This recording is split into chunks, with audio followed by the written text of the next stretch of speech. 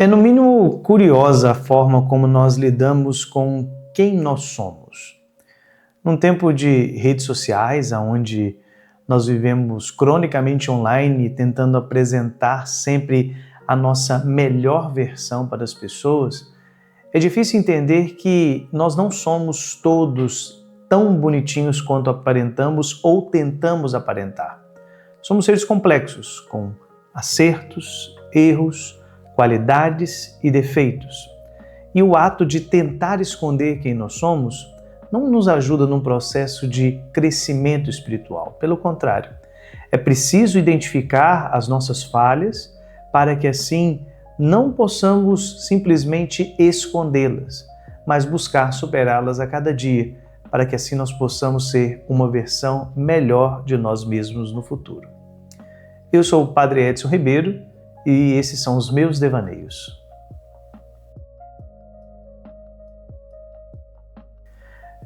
Bem, meus queridos, se você está online nos últimos dias, com certeza você já deve ter se deparado com um grande sucesso da Netflix, Guerreiras do K-Pop.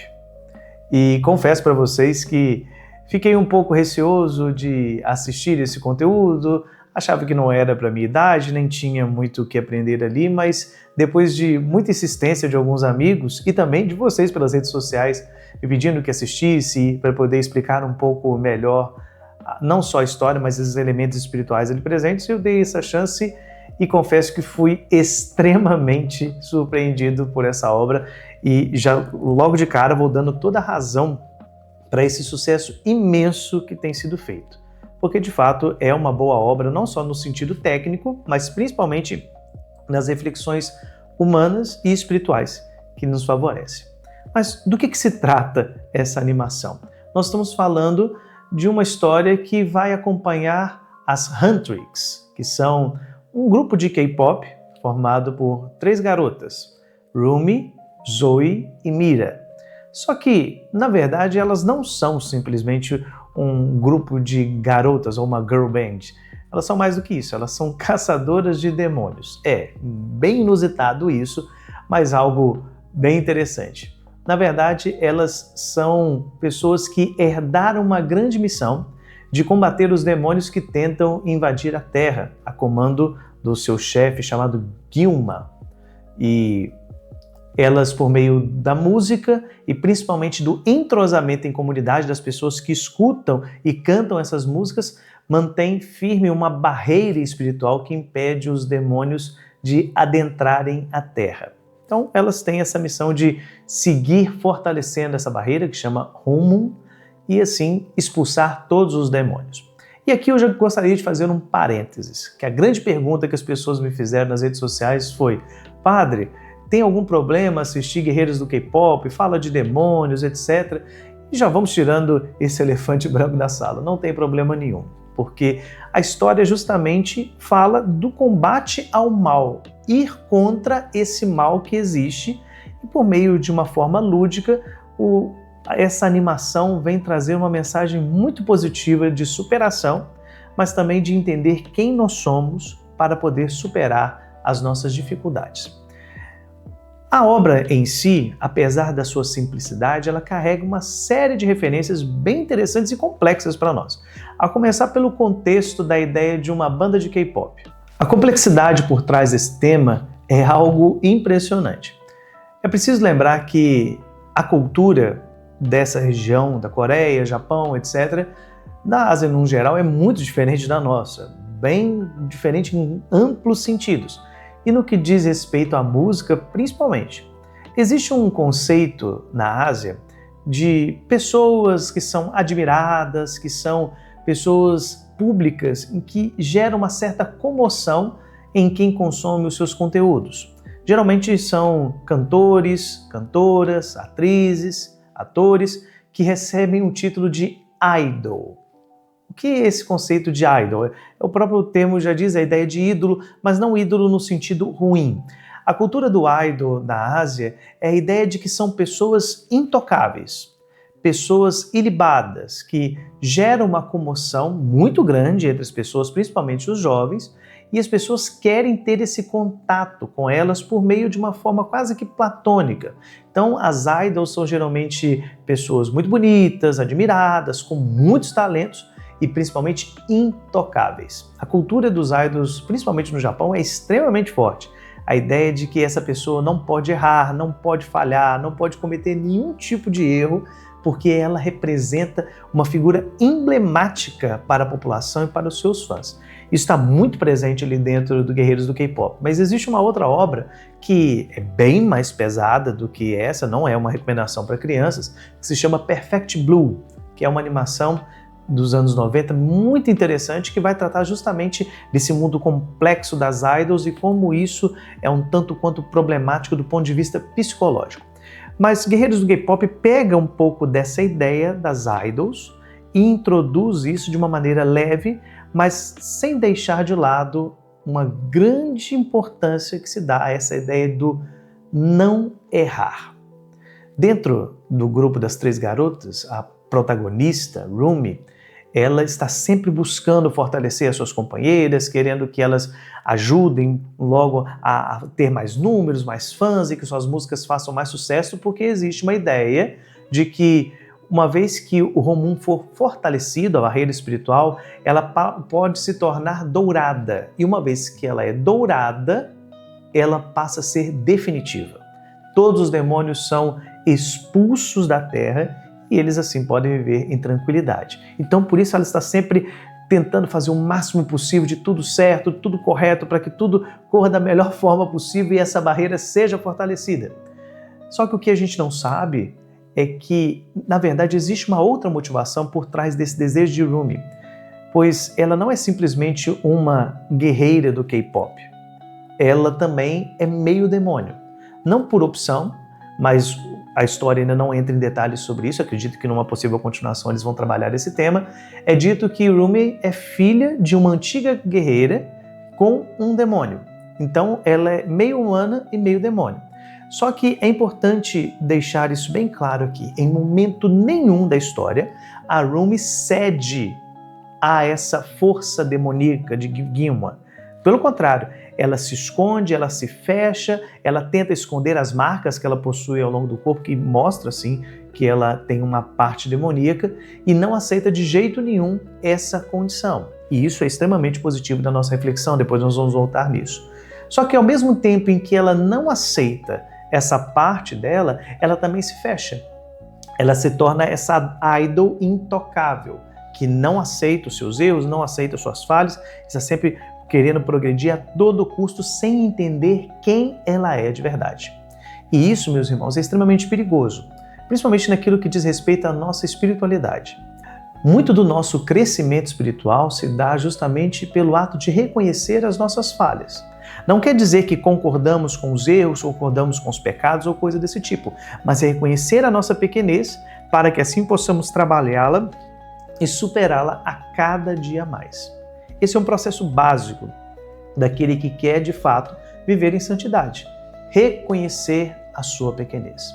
Só quem reconhece a sua falha, o seu pecado, é capaz de superação, é capaz de conversão. Porque, afinal de contas, se a gente não erra, se a gente não reconhece as falhas, por que mudar? Por que transformar algo que já, entre aspas, é perfeito? Quando nós olhamos por esse viés, é muito lógico isso. Então, quando a Rumi dentro da história se fecha, ela esconde, ela tenta viver de uma forma aparente, ela se esquece de que aquilo também faz parte da sua vida. Aquilo também faz parte da sua história. É preciso entender quem nós somos para que assim nós possamos progredir num caminho espiritual. Junto dessa realidade, as guerreiras acabam tendo que enfrentar um desafio inesperado. Os demônios se juntam em determinado momento e resolvem eles também formar uma boy band, os Saja Boys, que tenta usar as mesmas formas das guerreiras, que é a música, que acaba trazendo essa comoção que vai juntando os fãs, para que assim possa cativá-los para o seu lado. E aí entra a parte talvez mais interessante de toda a animação. as músicas de todo o filme são extremamente significativas. Enquanto as músicas das guerreiras vão sempre falar de superação, vão falar de brilho, de chegar entre as pessoas, de formar comunidade, as músicas dos Saja Boys vão sempre para um outro lado. Começa com uma ideia de muito proximidade, quero que você esteja perto de mim, até que eles chegam ao ponto de não esconderem mais que eles são demônios e falam, olha, eu quero que você aceite os meus pecados, eu quero estar junto do seu erro, etc. Então, nesse ponto, o filme foi extremamente feliz, porque mostra, de fato, os dois lados da história. Um que quer combater o mal e outro que quer mostrar o mal como sendo algo positivo, algo cobiçado. O que as guerreiras não esperavam é que dentro desse grupo dos Saja Boys existiria um demônio que é um pouco diferente dos outros, porque na verdade nós estamos falando de um humano que acabou vendendo a sua alma para conseguir benefícios por meio de Ginwa. Nós estamos falando do Dino.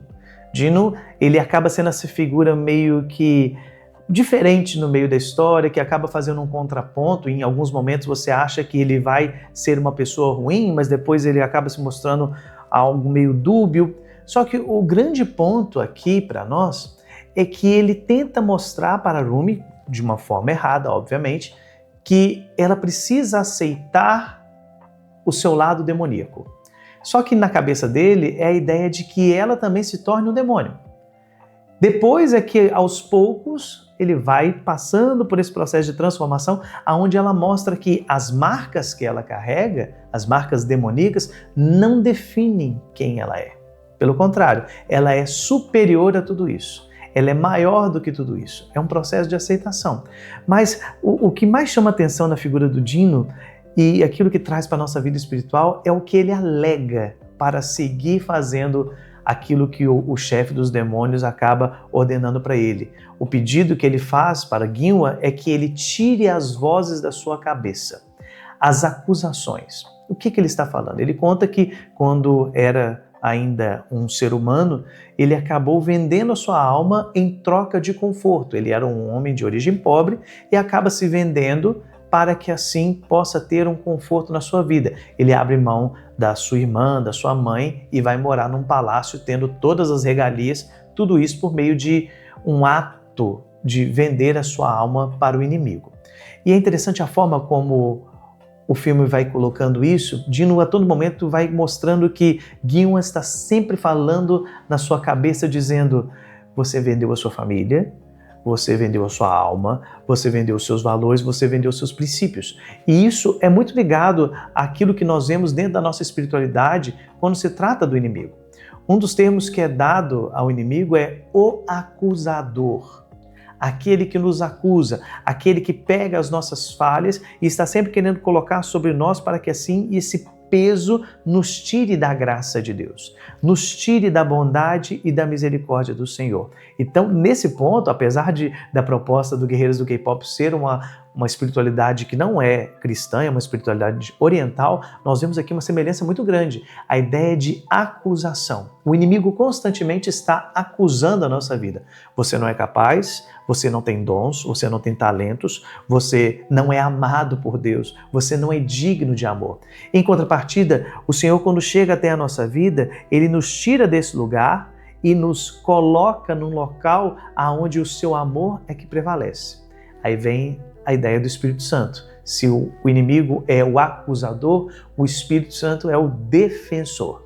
Aquele que defende a nossa causa, aquele que conhece o íntimo do nosso coração, sabe dos nossos desejos, dos nossos propósitos e luta para que nós possamos superar tudo isso, para que nós possamos caminhar firmes nesse propósito de santidade. Diante disso tudo, a pergunta que fica é: como superar tanto as acusações, que é apresentado por esse demônio, o Dino, como superar as marcas do passado, como no caso do Rumi, e poder viver uma vida de santidade.